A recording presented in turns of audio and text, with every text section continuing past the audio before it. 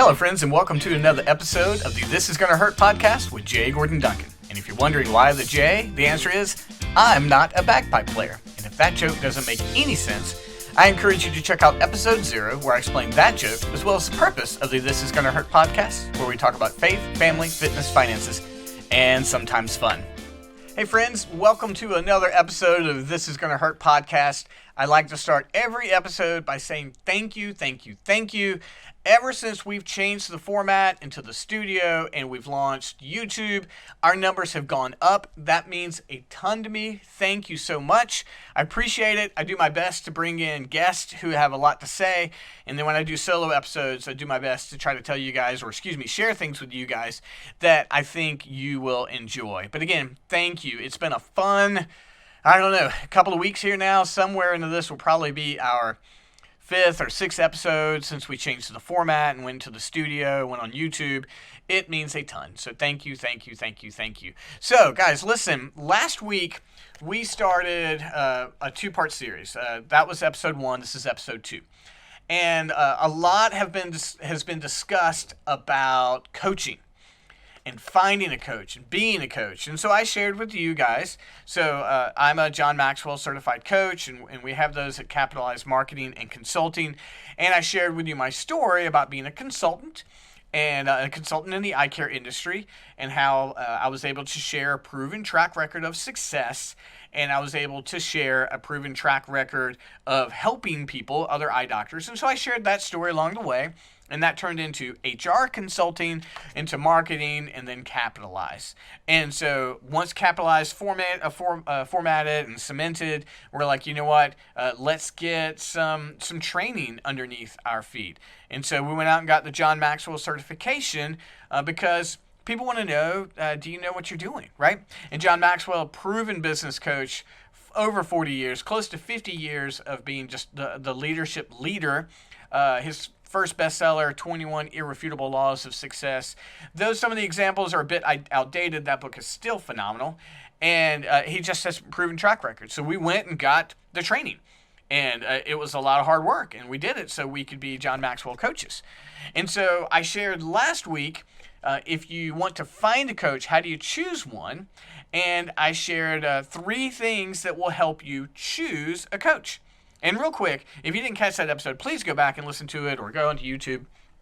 Those 3 things last week were this. 1, if you're thinking about a coach, number 1, when you look at them, do you admire them, or is there something about them that you admire? It doesn't mean you necessarily want to be them, but number 1 was, do you have something about them that you admire? Maybe the skill that you're trying to learn, right? Number 2, the question was, did they have a proven track record of success, either in doing the thing that they're coaching you with or in being a coach? Do they have a proven track record? Never pay for a coach if they haven't proven that they can do what they're having you do. And 3, the question was to ask yourself is, do I have the willingness, time, and the commitment to actually do it? Don't sign up for a coaching program if you don't have the time or the commitment to actually do it. No need to waste your time or a coach's time, right? And so those were the 3 things from last week. That was part 1. So now we're into part 2, and now I want to shift the focus from, this week I'm not necessarily addressing the people who are looking for a coach. I am addressing the people who are thinking about coaching, right? So let's say, wait a minute, I've got experience, whatever the case may be. I think I'd like to be a coach, and I want you to think long and hard about that. Listen, we need more good coaches, but we don't need more coaches. Oh my goodness, there's so many coaches out there. Life coach, business coach, professional coach, fitness coaches. Good. If they're good coaches, rock. We need more of those, but we don't need more of a plethora of coaches. There's so many out there. And honestly, guys, not everybody can be good. And for me, listen, as a coach, I've got to make sure that I've got to be improving. I got to make sure that the people I'm working with are satisfied. I got to make sure that I'm meeting their needs and I'm delivering on what I promise. I mean, just the other day, I had someone tell me that they were getting ready to sue because they paid for a coach and they didn't deliver, and they were going to sue them for their money back. And listen, I pay for coaches all the time. I do, because I want to be a better coach. I mentioned last time, Cardone U. I've done the John Maxwell leadership stuff, right? I've gone through the ClickFunnels programs. I'm looking at signing up for another program right now because as a coach, I've got to get better and better. I can't count on what I know. And so we'll go into that right now. But let's say you're thinking about being a coach. Let's say you're thinking about starting a mastermind with sort of like group coaching, but you're the leader. Whatever the case may be, let me give you some advice. And listen, if you don't like my advice, that's fine. You can just stop the podcast. My feelings aren't hurt. But we need to put coaches out there who are actually phenomenal. And coaching is a wonderful profession. We don't need any more bad coaches. So listen, if you feel like, Gordon, I got this, that's great. Thanks for listening. But if you're thinking about it, or maybe you've started and you haven't had a ton of success, I encourage you to think through these things that I'm going to mention to you, okay? So today's topic is coaching part 2. This one is, if you want to be a coach, here's what you got to think about. And there's going to be some repetition from last week, because obviously, if I'm telling you here how do you find a coach on this end and you want to be one, you kind of need to reflect those things that I mentioned, right? But number one, if you want to be a coach, here's the question.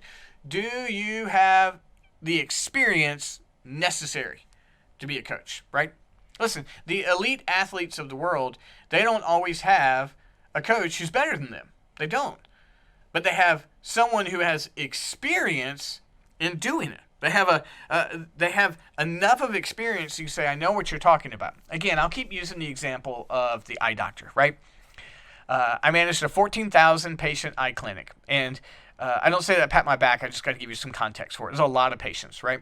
I had a staff, again, coincidentally, of 14 people. And at various times, we'd have 3 to 6 doctors there, right?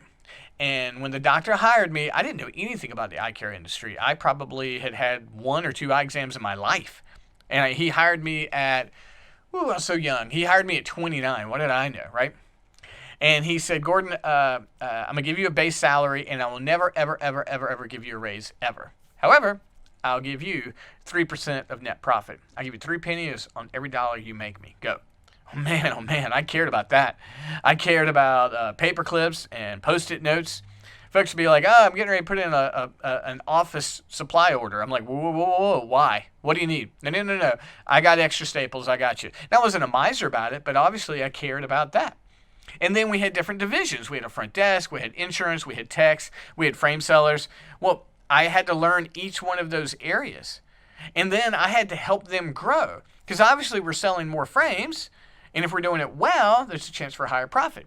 On the insurance end, if we're collecting more money and writing off less, we got more profit. And so I learned wonderfully. It was such a gift for me to do aside from being the eye doctor, I learned how to do all of that stuff. Doesn't mean I was the best at all of it. I wasn't. I couldn't do the math that the optician did, but I understood frame selling, I understood customer service, and I understood interacting with the patients. And so I developed a system in each one of their areas where they could grow, earn a little bit of money, but ultimately what it did is increase the revenue of the eye care practice. So when I launched in 2003, my first business, I had the experience. And honestly, I printed up some business cards and went and got a cell phone. That's what I did to get started. Read a couple of books, as you can imagine, and then got going. But I had the experience. So if you want to be a coach, you can't say, I'm a business coach. Okay, great. What does that mean? That's like saying I'm a sports coach. What kind of sports coach? You've got to say, I've got experience here. I've got experience as a business person. I've got the experience. Please, please, please. We don't need coaches who don't have experience. Because your personality might win someone to be in your coaching program, but that doesn't necessarily mean that you've got the experience to do it. So that's the first thing. You've got to ask yourself, do you have experience? I think the biggest leap I ever took is a few years ago, I did some HR consulting. And this is a large company, 3 facilities, 2 states, over 100 employees. And they entrusted their HR system to me, hiring, firing, and redoing their office manual. And you're like, why? Did you know anything about the manufacturing industry? And at that point, I could say, I knew nothing about the manufacturing industry, but I knew stuff about HR. because I had hired and fired so many people as the manager of the practice. And that's one of the things that eye doctors have me do all the time. Can you help me find someone? Can you help me train someone? And so I'd never taken anything on that large, but I had experience in HR. And I told them, I'm like, I have not. I was like, the largest company I've ever had my hands on is probably 14, 15 people. You've got over 100, but I understand the principles of HR and the principles of training and the principles of hiring and firing. And I got the consulting gig. So you don't have to have as broad of experience, but you've got to have experience. You do. So there's many areas that I would have no idea. None. People could, and I've had people say, hey, can you coach me in this area? I'm trying to remember that one example. It'll come to me, and I was like, I cannot help you here. You know, you might know someone. Like, I know the person for you. I just don't think I could help you with that. So you've got to have experience. One, if you're going to be a coach, do you have experience? Number two, you've got to be clear about your plan. That's got to be very clear. Really is. So this one mastermind I run that's loosely it's about business growth. There's a lot more details than that, but it's 9 months long. There's 18 meetings, but there's an outline. Like, it's clear. Like, this is what you're going to do. If people ask me what's going to happen, I'm like, here are 15 principles. Here's what I'm going to talk about. This is your time commitment. You're going to meet twice a month for 1.5 hours. And there's going to be homework. And when we get back together, you're going to have to go through your homework. And I try to be as clear as possible. And by all admission, when I first started, I wasn't. And it didn't keep going. But people want to know what's the plan. And if your coach or the leader of your mastermind, or whatever the case may be, if they can't clearly explain to you the plan, and they can't answer your questions, excuse me, I'm speaking to you. If you can't explain the plan, and if you can't go into detail about what it looks to be in it, don't be a coach. But if you've got a plan and you can lay it out there, then be a coach. Really, go for it. That, again, one of the reasons we signed up with John Maxwell, and again, friends, there's tons of coaching programs out there. I'm not beating the drum, and I don't get any money from Maxwell. I'm just saying this is my experience. What we liked about it is not only did we get the certification, but it came with lots of coaching plans. And I'm not one to grab it and just reproduce it. I'm grab it and then I edit it and adapt it to who I am and to what we are and that kind of thing. So if you're going to be a coach, you've got to have a very clear plan. Because if not, people feel like, oh, he's making this up along the way, or she's making this up along the way. They're not going to enjoy their coaching experience. They're going to want their money back, or they're going to quit, or they're going to go through it and you're going to get a bad reputation. And coaches with bad reputations stop being coaches because you stop getting clients or students or customers, whatever you might call them.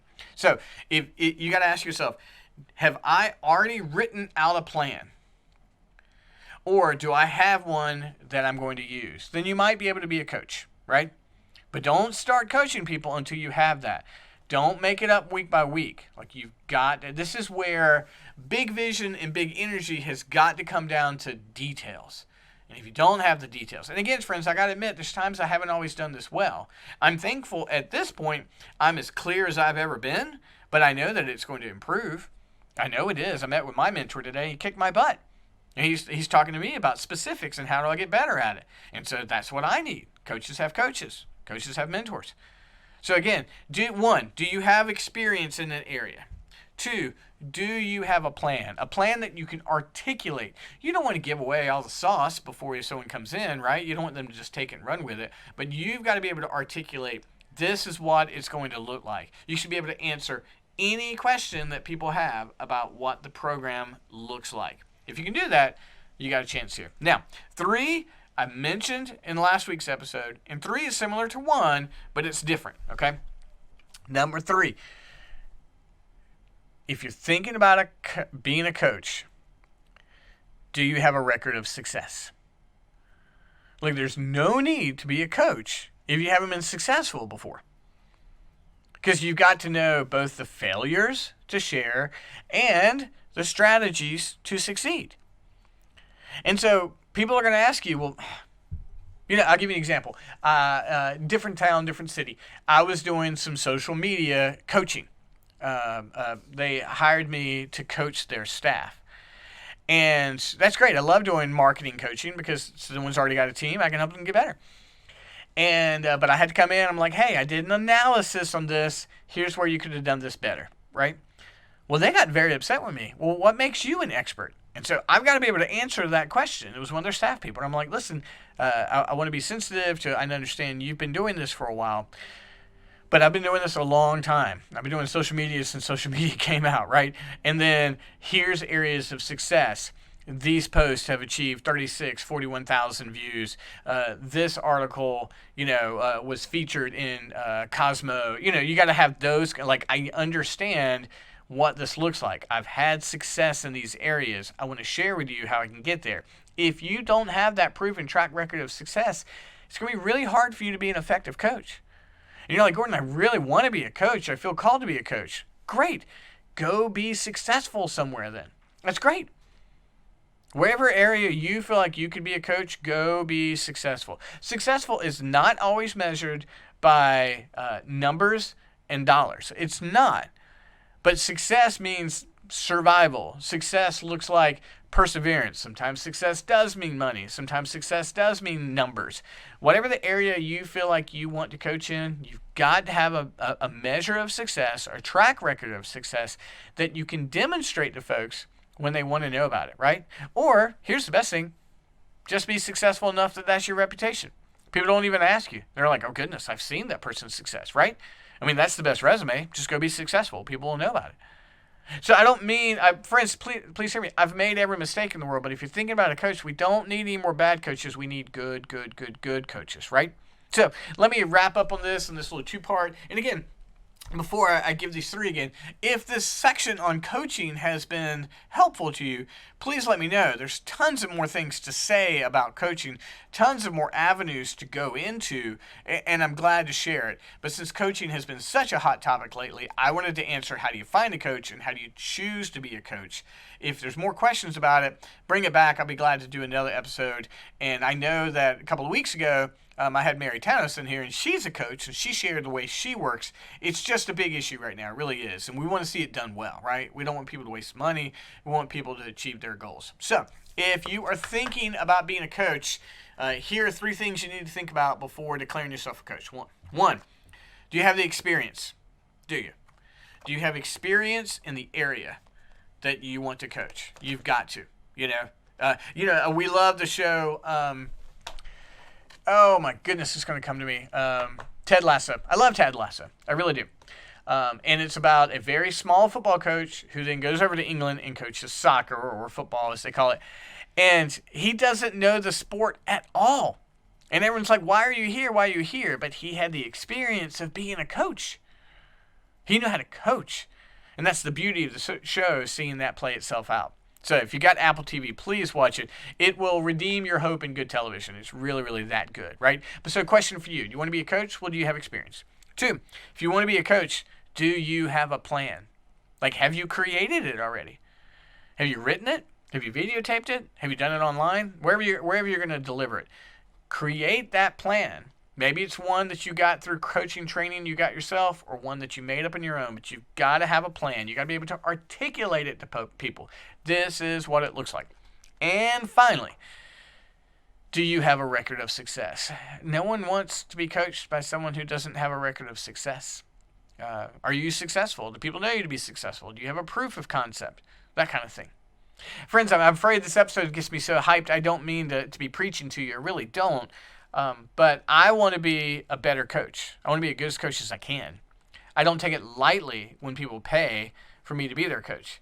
But there's 1 million coaches out there, and we need better coaches, not more coaches. So if you're thinking about it, if you're going to lead a mastermind, if you're going to enter into a coaching contract, or if you've got stuff that you're selling online, friends, please, do you have the experience? Do you have a plan? Do you have a record of success? If you do, you might be ready to be a coach. And I'll tell you my mistakes along the way. Maybe that is a great episode to come up. Mistakes I've made in coaching. So friends, 2-part episode. If you didn't catch the first episode of how to choose a coach, just go back and catch the episode prior. And we will be back soon. We've got some interviews coming up. We've had, what do we have? We've had 2 episodes and we've had like 3 solos. I'm trying to get to balance it out a little bit more. I've got folks already reaching out to me that are like, oh, I'd like to be in your show, and we'll see if they are or not. I appreciate everybody approaching me about that. Thank you for watching. Thank you for subscribing. Thank you for listening. Friends, it means a ton, and I will be back again next week. Thanks so much. Talk to you soon.